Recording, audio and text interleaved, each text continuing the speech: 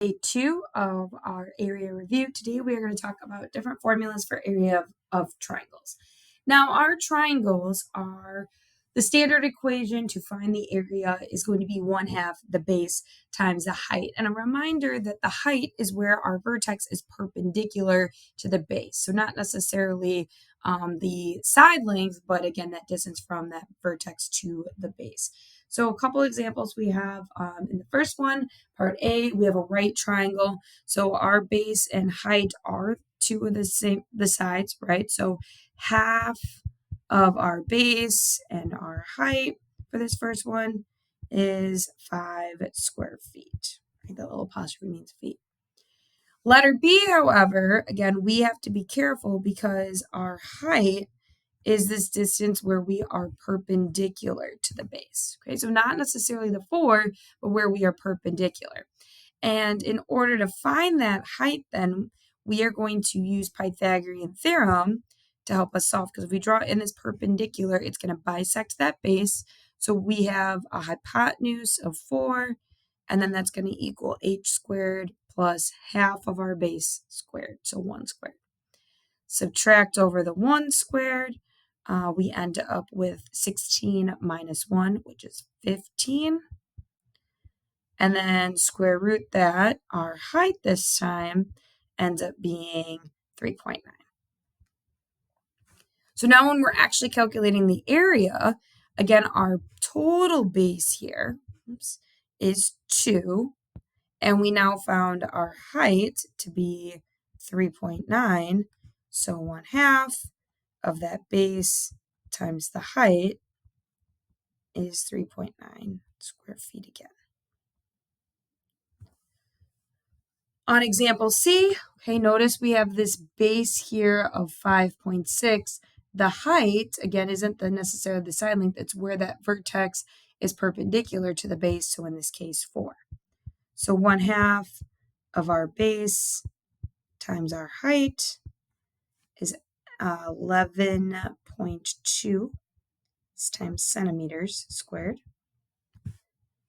And then on our last one, we again have a base of 6. However, that is not the height of our triangle. So again, if we draw in this perpendicular, a couple different ways we can find the height. Number one, this is a 30, 60, 90, since it's an equilateral triangle. So you might notice, okay, this piece would be 3, and then my height then would have to be the side across from the 60. So 3 square root 3. That's an option to find the height. Option 2, if you want to do it similar to our example B up above, you can ignore that 60-degree angle and just the fact that we have a right triangle. And again, that this is our hypotenuse, and then our height would be one of the legs. The other leg is 3. So 6 squared equals h squared plus 3 squared. Subtract over the 3 squared. We get 36 minus 9, which is 27, and then square root that to get our h of about 5.2. So either way, again, option 1, had you said the height was the 3 square root 3, you could use that.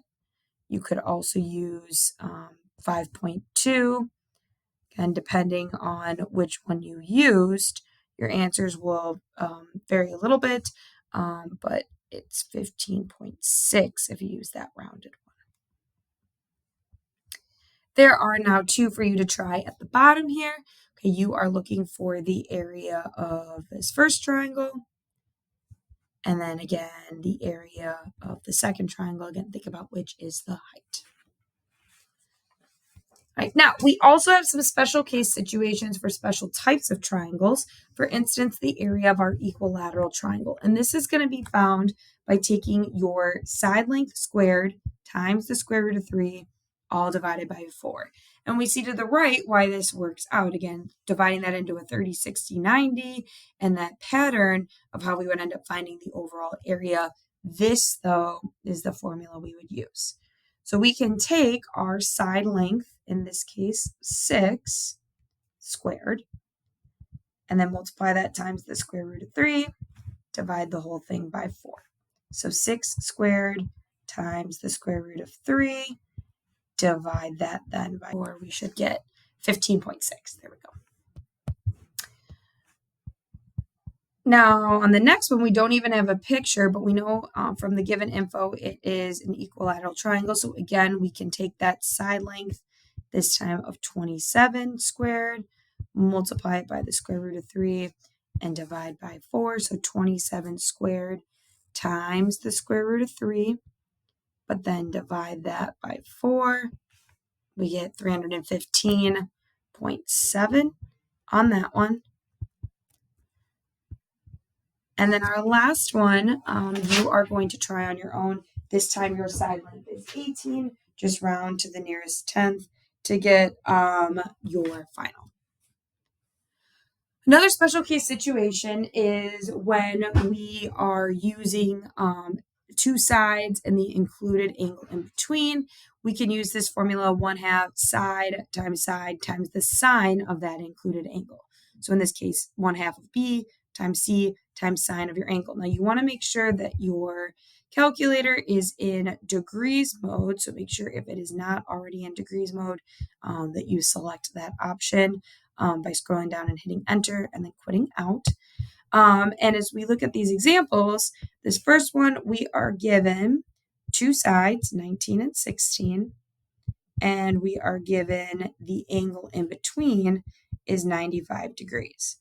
So we're going to take in our calculators 1/2 times the side times the side times the sine of that angle in the middle.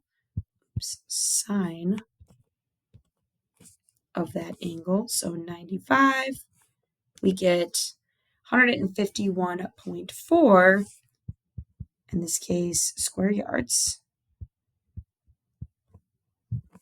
In the second one, they are telling us that C is 10, little b is 24, and angle A is 38. So again, we can use our new formula because we are given two sides. So 1/2 of the two sides.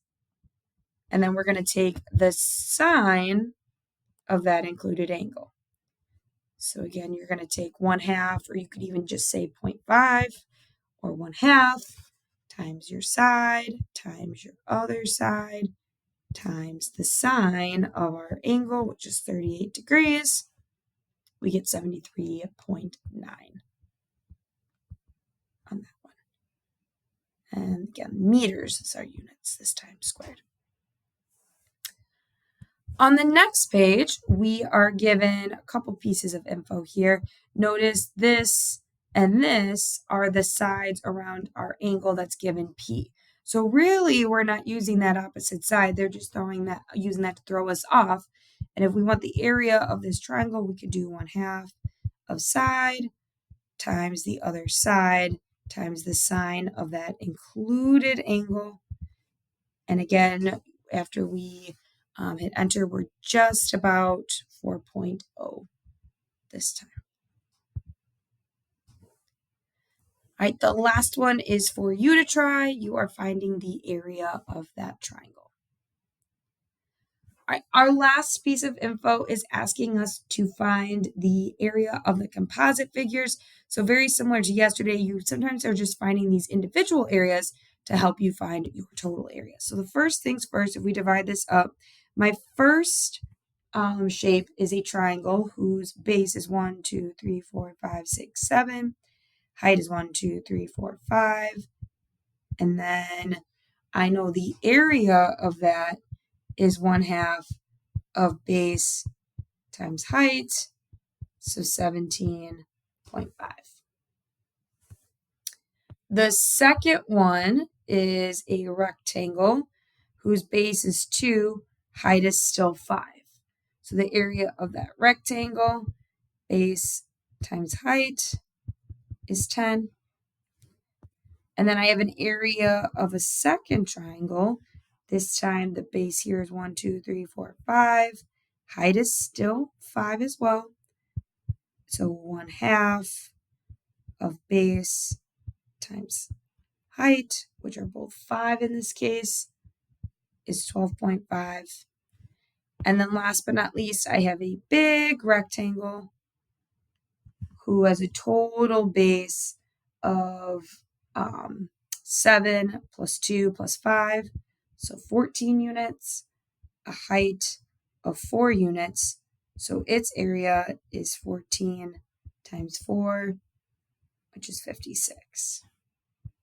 So my total area of those is going to be found by adding them together. So we would take the 17.5, the 10, the 12.5, and the 56 for a total of 96 square units. On my second example, I can divide this into being two shapes. The first is a triangle. Notice the base of this triangle is the same as the base of our rectangle. It is 5. The height then is only from D to C there. So if this piece is 4, my height here is only 2. So as I calculate the area of that triangle, it is 1/2 my base, which is 5, times my height, which is 2, for a total of 5 units. Down below, I have a base of 5. I have a height of only 4 units. So 5 times 4, total of 20 for my second piece. Now the overall total area then is going to be found by taking the 5 plus the 20 for a total of 25 square meters. The last one is for you to try. Again, I recommend dividing it into a square and a rectangle. Find the individual areas, and then what is your total. Thanks everyone for watching.